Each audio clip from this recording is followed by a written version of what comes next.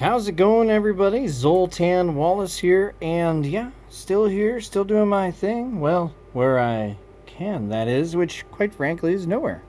So, I'll do it at home. Lighting and audio. Less audio, I mean, not much tuning you can do to pre recorded stuff at home. But we can mess around with the fog machine, learn a little bit of science, improve our shows, get new ideas, and most importantly, annoy our neighbors. So I have a tube here. It is 10 meters, approximately 30 feet. And yeah, I'm in the US and I love using metric because it's the easiest conversion table in the world. That, and I'm also a mechanic, so most vehicles now are all metric, so there you go. But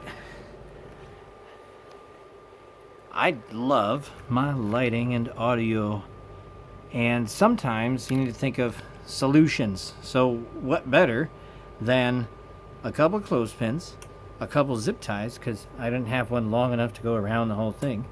And if you put a little staple on the edge of the clothespin, they won't slide off because they're tapered. They won't slide off on you. So there you go on that one. And then we're going to be using the Bernoulli effect here, which we have positioned as close as we can to center in front of the nozzle, which is going to come out about the size of my finger and then explode into a big plume right away.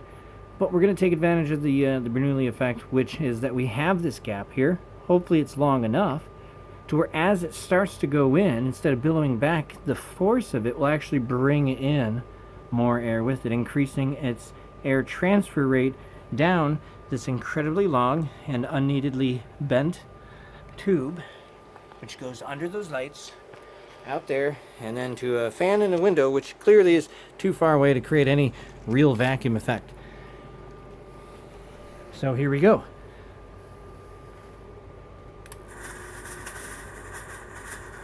And there you can see right there, it's not perfect. If we got a little bit further away, we wouldn't lose so much. But if we step back, you can see just how well it works.